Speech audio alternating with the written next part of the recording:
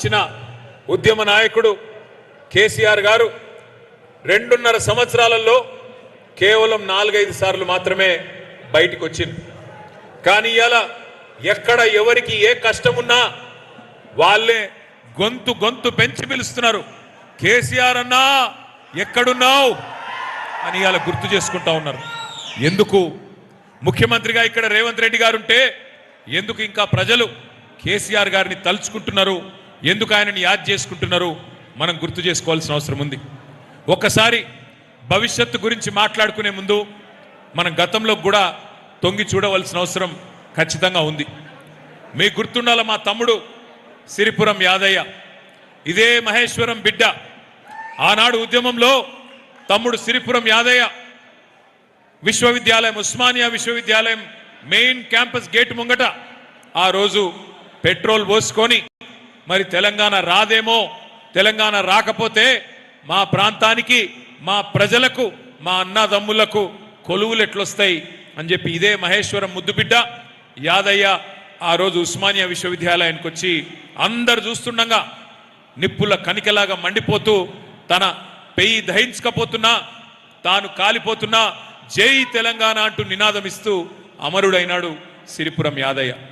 ఒక్క యాదయ్య గారు మాత్రమే కాదు, 100 మంది పిల్లలు ఆ రోజు ఉద్యమంలో ఒక భావోద్వేగంతో నేను చచ్చిపోతానన్న రాష్ట్రం వస్తుందేమో, నేను సస్తేనన్నా కాంగ్రెస్ కళ్ళు తెరుస్తుందేమో అని చెప్పి ఆ రోజు అమరులైన బిడ్డలు వారందరి స్ఫూర్తిని తీసుకొని అరే ఇంత కష్టపడి తెచ్చిన రాష్ట్రం, దీన్ని మనం తెరలు కానియొద్దు, పాడు కానియొద్దు, మరి నవ్వెటోళ్ళ ముంగట జారిపడద్దు. యాదికుండాల మీ అందరికీ ఎన్ని మాటలు అన్నారు మన నానాడు. అవునయ్యా రాష్ట్రం వస్తుంది, కానీ మీకు నడిపేంత సినిమా ఉందా? రాష్ట్రం నడిపే సత్తా మీకున్నదా? మీకు నాయకత్వ పటిమ ఉన్నదా? లీడర్షిప్ క్వాలిటీస్ ఉన్నాయా మీకు అని చెప్పి మాట్లాడిన వాళ్ళు ఎంతమంది ఒక్కసారి యాద్ చేసుకోండి. అందుకే ఇలా గర్వంగా అనిపిస్తూ ఉన్నది. 10 ఏళ్ళు పరిపాలన, ఒకవైపు ప్రజా సంక్షేమం, మరొక వైపు మరి అభివృద్ధి, రెండింటిని జోడెద్దుల మాదిరిగా జోడించి ముందుకు తీసుకొని పోయినాం. కాబట్టే కేసీఆర్ గారిని 2 సార్లు అఖండమైన మెజారిటీతో తెలంగాణ ప్రజలు గెలిపించారు. మరి ఏమైంది మూడోసారి ఏమైంది మనం ఆలోచించవలసిన అవసరం ఉంది. ఇవాళ నష్టం ఎవరికి జరిగింది? కేసీఆర్ గారు ఓడిపోవడం వల్ల ఎవరు నష్టపోయారు తెలంగాణలో? మా సోదరులు, మా సోదరిమణులు ఆలోచించాలని చెప్పి నేను ప్రార్థిస్తా ఉన్నా. ఒక్కసారి విశ్లేషించండి. కేసీఆర్ గారికి పదవులు కొత్త కాదు, ఆయన అన్ని పదవులు చేసిండు.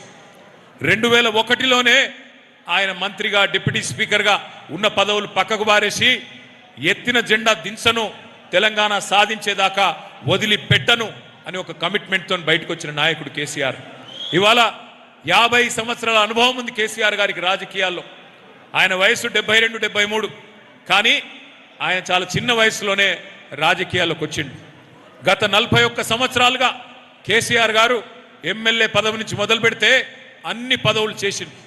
41 ఏళ్ళు ప్రజాప్రతినిధిగా వరుసగా కేసీఆర్ గారు ఉన్నారు. ఎమ్మెల్యే పదవి చేసిండు, ఎంపీ పదవి చేసిండు, రాష్ట్ర మంత్రిగా కేసీఆర్ గారు పనిచేసిండు, డిప్యూటీ స్పీకర్గా పనిచేసిండు, కేంద్ర క్యాబినెట్లో మంత్రిగా పనిచేసిండు.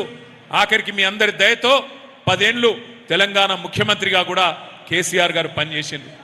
ఆయనకు పదవులు కొత్త కాదు, ఆయనకు మళ్ళీ గెలిస్తే మళ్ళీ వచ్చేది అదే ముఖ్యమంత్రి పదవి.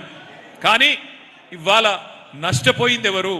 కేసీఆర్ గారా లేదా తెలంగాణలోని పేద ప్రజల? మీరు ఆలోచించండి. కేసీఆర్ గారి పరిపాలనలో ఆ రోజు ఏం జరిగింది అంటే మీరు ఒక్కసారి పేపర్ ఇవాళ చూస్తే మీకే కనబడుతుంది.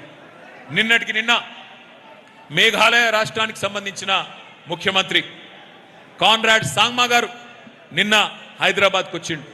వచ్చి command control centre, ICCC integrated command control centre అక్కడ మొత్తం చూసి పోలీసు వాళ్ళతో సంభాషించి ఆశ్చర్యపోయిండు. ఇంత అద్భుతమైన విజన్, ఇట్లాంటి అద్భుతమైన నిర్మాణం ఎంత బాగా కట్టిండు కేసీఆర్ గారు అని చెప్పి నాకు స్వయంగా ఫోన్ చేసిండు.